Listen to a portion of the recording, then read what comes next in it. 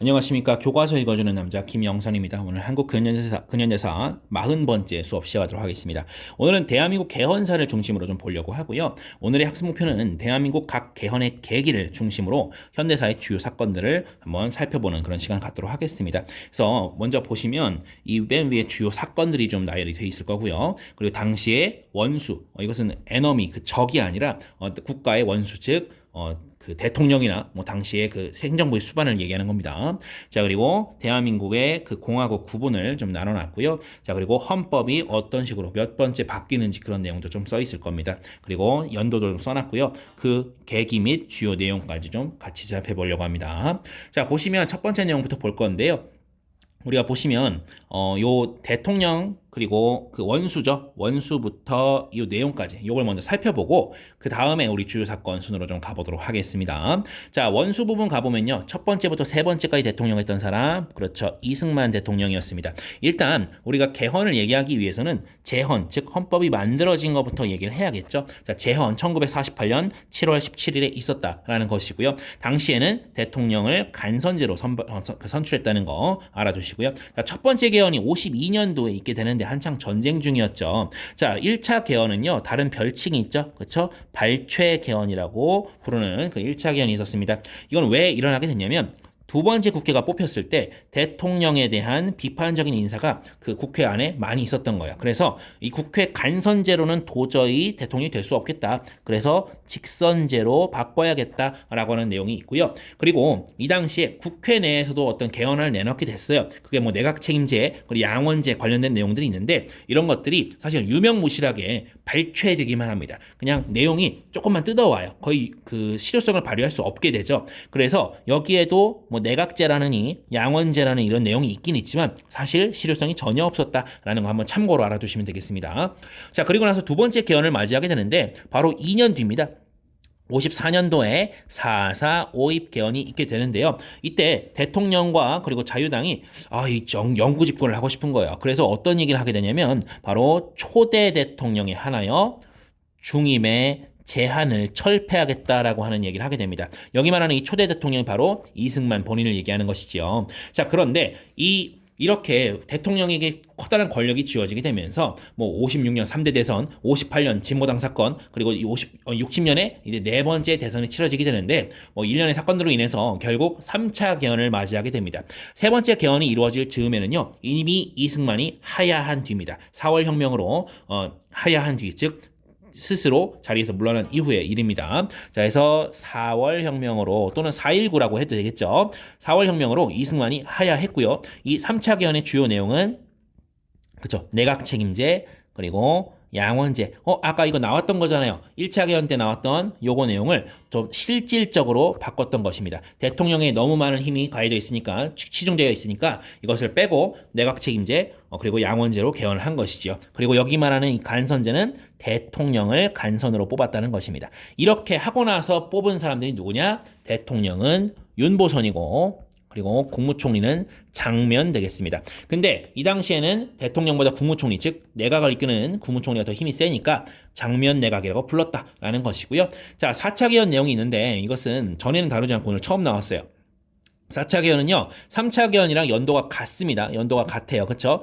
시기가 아주 가까운데요. 4차 개헌 내용은 이전에 3.15 부정선거, 그 책임자를 처벌하기 위해서 소급 입법을 하게 됩니다. 원래 법률은 우리가 법률 적용할 때는 불소급을 원칙으로 하고 있습니다. 소급이라는 것은 거슬러 올라가 미친다는 뜻인데 이전의 죄를 오늘의 법으로 처벌할 수 없는 것이 불소급이죠. 근데 소급해서 적용하겠다는 겁니다. 3.15 부정선거 당시에는 부정선거에 대한 처벌법이 없었는데 지금은 그 법이 있으니 그것으로 처벌하겠다. 이것을 헌법상의, 법 중의 법, 헌법상에 못 박아둔 것이 이 4차 개헌이 되겠습니다. 다소 이 법리적으로는 좀 무리한 결정이었다고는 하는데 그래도 여야가 합의해서 한 거니까 그런 의의가 또 있다라고 볼 수가 있겠습니다. 자, 그런데 이러한 소급 입법 개헌을 해서 정말 처벌이 잘 이루어졌느냐 하면 그건 또 아니에요. 왜냐하면 곧바로 등장하는 인물이 바로 61년 5.16으로 등장한 박정희였기 때문입니다. 자, 박정희 같은 경우는 여러분들 군부 세력이죠. 군부 세력은 박정희가 1961년 5.16으로 군사정변으로 바로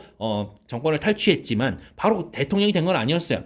그래서 어떤 걸 먼저 설치하냐? 자, 국가재건 최고회의라는 것을 먼저 만들어서 이것을 통해서 뭐 불량배 소탕이라든지 아니면 뭐 농어촌 고리대 탕감, 뭐 정치활동 정화법 시행 뭐 이런 것들을 했단 말이에요. 근데 이 국가재건 최고회의가 뭐도 하냐면 이 개헌도 하게 됩니다.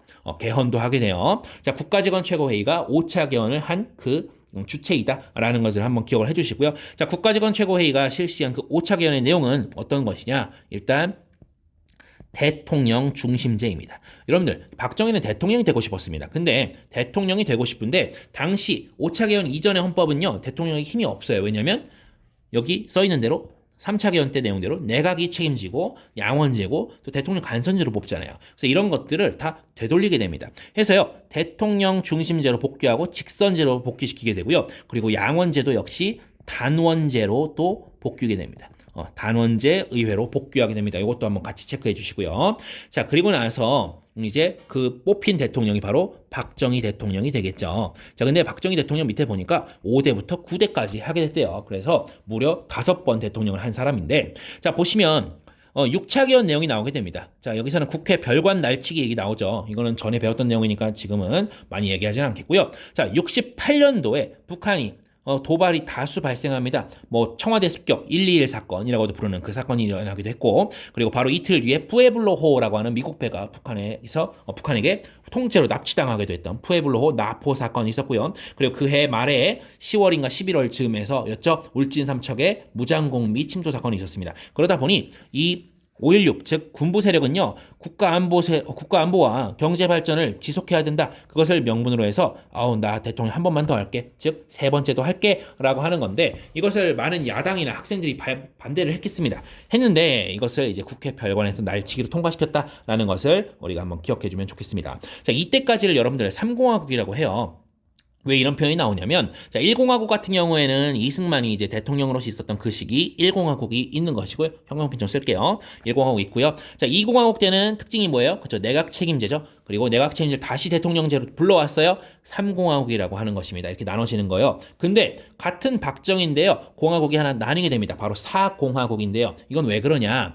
이때가 바로 유신 헌법이기 때문입니다. 아이고, 잘못 체크했어요. 자, 유신 이렇게 좀 색칠을 해볼게요. 자, 유신이라고 하는데, 자, 7차 개헌이죠. 국회를 해산시키고 비상국무회의 의결 그리고 국민투표를 통해서 그냥 막가파로 유신 개헌을 하게 되죠. 72년 10월에 발표하고 12월에 이제 개헌이 되는데, 72년 가니까 당시 분위기가 어땠냐면, 60년대 말부터 정부에 대한 비판이 고조되고 있었어요. 왜냐하면 경제 성장률이 계속 내려가고 있었고요. 경제가 침체가 있었습니다. 그리고 대외적으로도 이 대탕트라고 하는 분위기가 있었죠. 대탕트가 뭡니까? 여러분들, 그렇죠. 냉전이 완화되는 분위기. 원래 우리가 국가 안보와 경제 발전을 계속 주장해왔던 이 군부 정권에게 이 정부에 대한 비판, 즉 경제 성장률 저조한 것과 그리고 국가안보를 위협하는 그 북한에 대한 적개심을 먹고 살아왔는데, 이 대탕트라는 분위기는 별로 좋지 않았을 거예요. 그래서 군부 세력이 이 상황에서도 영구집권을 하고 싶은 겁니다. 그래서 유신 헌법을 한 것이죠. 대통령의 임기가 무려 4에서 6년으로 늘어나게 되고요. 중임의 횟수에 제한이 없습니다. 그리고 간선제로 대통령 뽑죠. 통일, 주체, 국민회의. 이름이 길어요. 자, 그리고 대통령은 긴급 조치를 발동할 수 있는 권한이 있고요. 긴급 조치라는 것은 모든 법령의 내용을 초월해서 대통령이 하고 싶은 대로 할 수 있는 것이었죠. 자, 그리고 대통령이 또 국회 해산권을 보유하고 있고요. 국회의원의 3분의 1을 임명할 수 있고요. 그리고 법원 인사에 개입할 수 있더라라는 것을 우리가 알 수 있겠습니다. 왜 그러냐면, 왜 지금 사공하고 나누게 되는지 설명을 드리려고 하는데, 여러분들, 유신헌법상의 대통령의 권력이 어마어마하잖아요. 그렇죠? 정말 엄청난 권력을 갖고 있습니다. 이것은 이전에 있었던 이 6차 개헌 까지의 대통령의 권력과는 그 차원이 정말 질적으로 다르죠. 그래서 이때를 4공화국이라고 별도로 치는 겁니다. 자, 그런데 이 1979년 11.6 사태로 인해서 결국 이 박정희 사망하게 되고요. 그 최규하가 잠깐 대통령이 10대 대통령이 됐는데, 그것을 이제 11.6 이후에 2달도 안 돼서 12.12 사건으로 인해서 12.12 군사반란으로 인해서 전두환이 등장하죠. 전두환의 마지막 걸림돌이었던 광주를 무참히 짓밟고 나서 전두환이 했던 것이 바로 8차 개헌 되겠습니다. 이 당시 대통령 당연히 전두환이 되겠고요. 신군부라고도 부르죠. 하나회 출신의. 자, 이 8차 개헌은요, 통일주체국민회의에서 당시 대통령이었던 전두환이 본인이 발의했던 그 개헌 내용을 중심으로 만들어진 겁니다. 신군부가 어떻게 집권할 거냐? 자, 대통령의 임기는 7년입니다. 그리고 대통령을 단임제하겠대요.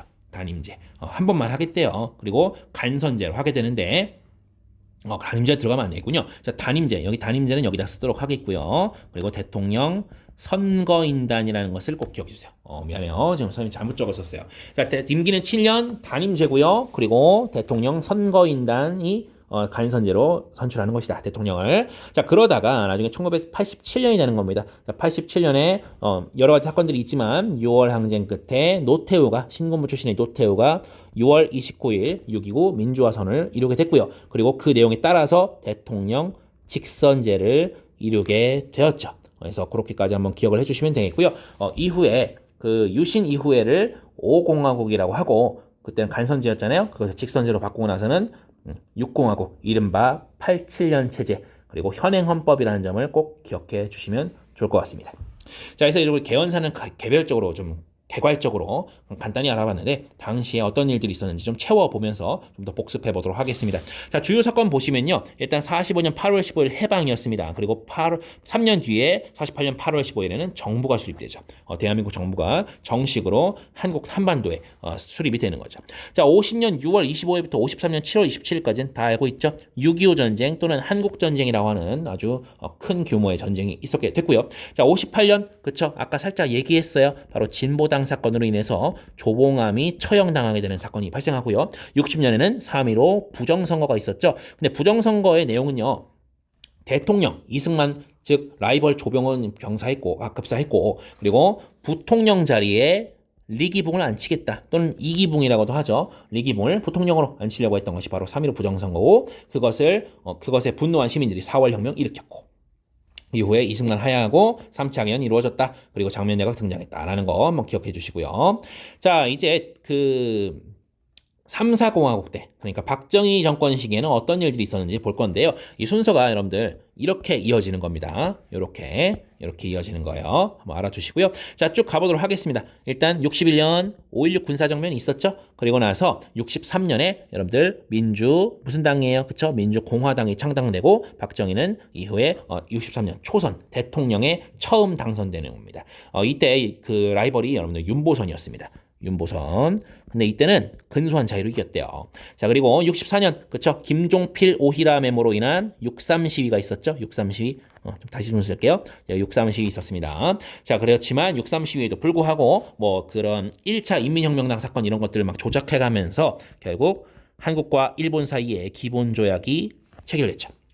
자, 64년에서 73년 사이에는 베트남전에 파병하는 일이 있었고요. 그래서 브라운 각서 뭐 이런 내용이 있었을 겁니다. 자, 67년에는 그래도 박정희가 경제개발, 국가안보 이런 거 강조해서 경제개발된 면이 있었어요. 그래서 박정희가 67년에 재선했는데 이때도 라이벌은 윤보선이었고요. 그리고 이때는 박정희가 압도적으로 승리했다라고 합니다. 그런데 이 67년 다음에 68년에 이제 북한이 여러 차례 도발하게 되죠. 그런데 바로 이듬해 69년도에 미국 대통령 닉슨 독트린을 통해서 냉전을 완화시키려는 그런 대탕트의 분위기를 불러오게 됩니다. 자, 그런 분위기 속에서 71년 박정희는 어쨌든 3선에 성공하는데 이때 버뜩그러나 라이벌이 등장한 게 바로 김대중이었습니다. 엄청나게 쫓아왔던 거예요. 그래서 박정희 위기감을 느꼈죠. 그래서 김대중을 뭐 납치도 하고 뭐 이런 일들이 좀 있었습니다. 자, 72년 가겠습니다. 자, 72년에 좀 생뚱맞은 얘기가 나오는데 왜 나오냐면 자, 여기 대탕트 분위기 즉 이제 공산권과의 대화가 필요해요. 그래서 미국이 한국한테도 북한이랑 대화 좀 해라고 이제 하게 됐고 그 결과물이 바로 7.4 남북 공동성명이 되겠죠. 7.4 남북 공동성명. 근데 이거 하면 뭐하냐? 7.4 남북 공동성명 이후에 바로 10월 유신 발표했고요. 12월에 유신 개헌했죠. 그게 바로 7차 개헌 되겠죠. 사공학으로 접어드는 그런 내용이 되겠습니다. 자, 그러다가 여러분들 가보겠습니다. 자, 이제 넘어갈 건데 어떤 거 넘어갈 거냐면 유신 시대에 여러분들 개헌청원 100만인 서명 운동이 있었죠. 그렇게 반대 움직임이 있었습니다. 이 유신 체제에 대한 반대 움직임. 자, 그러다가 79년도 되면 YH 무역, 부마 민주화 운동, 그리고 11.6 사건으로 이어지는 일련의 사건들이 있습니다. 그리고 최규하가 잠깐 취임을 했죠. 12월 6일이었죠. 그리고 바로 6일 뒤에 군사반란 12.12 사건이 일어나게 되죠. 자, 그럼에도 불구하고 이 신군부가 12.12 군사반란을 통해서 등장했음에도 불구하고 1980년 서울의 봄은 끝나지 않았습니다. 서울의 봄은 이 민주화에 대한 시민들의 열망이 분출되던 그런 시기를 서울의 봄이라고 비유적으로 그렇게 가리키는 것이죠. 자, 근데 이 서울의 봄이요. 서울의 봄의 끝에는 아이러니하게도 서울이 아니라 광주 민주화 운동이 있었죠. 근데 이 광주 민주화 운동이 신군부에 의해서 무참히 짓밟히게 되고요. 그리고 나서 이 광주가 짓밟힌 이후에 국가보위 비상대책위원회, 줄여서 국보위가 설치되고 최교환은 사임하고, 그리고 개헌이 이루어지고 8차 개헌 이후에 다시 대통령이 전두환이 또 다시 한번 그 임기를 갱신하게 되죠. 그래서 12대 대통령이 되면서 쭉 집권하게 됩니다. 그 이후에 이제 80년대 얘기를 좀 해보려고 하는데, 그 집권하는 사이에 여러분들 민주정의당이라고 하는 것이 나오게 됩니다. 이것이 바로 그 신군부의 여당이죠. 신군부. 다른 말로 하면 이 전두환의 여당 역할을 하게 되는 거죠. 여러분 알아두실 게 그 박정희의 여당은 여러분들 민주공화당이었죠. 민주공화당. 그리고 여기 전두환의 여당은 민주정의당 되시겠다라고 한번 기억을 해주시고요. 나중에 1987년이 되면요, 1월 달에 박종철 군이 고문 끝에 사망하게 되는 박종철 고문지사 사건 있었고요. 그리고 이에 대해서 사람들이 막 시위를 하는데 4.13 4월 13일 전두환은 직접 호헌, 즉 헌법을 지키겠다. 우리의 헌법을 지키겠다. 자기네 헌법인 거죠. 그거 지키겠다. 호헌 조치하게 되고, 이후에 6월 민주항쟁 또는 60 민주항쟁이라고도 하죠. 이런 표현들을 같이 한번 기억해 주시면 좋을 것 같습니다. 광주도 여러분들 5.18이라는 거 한번 기억을 해 주시고요. 아까 4월 혁명도 4.19 혁명이다. 한번 기억을 해 주시면 좋을 것 같습니다. 해서 여기까지 주요 사건 우리가 좀 정리를 해 보았습니다. 여러분들 개헌사가 좀 복잡합니다. 복잡해요. 근데 개헌사 이렇게 쭉 보시면요, 이 몇 가지 지점들을 먼저 체크해 두고 그 다음에 그 옆에 있는 것들을 좀 체크해 주셔야 돼요. 먼저 핵심적인 것들을 먼저 외우고 그 다음에 주변에 있는 사건들을 외우셔야 공부하기가 좀 수월할 겁니다. 요 얘기는 우리 수업 시간에 좀 더 자세히 하도록 하겠습니다. 아무튼 여기까지 대한민국 개헌사 알아봤습니다. 대단히 고생 많으셨습니다.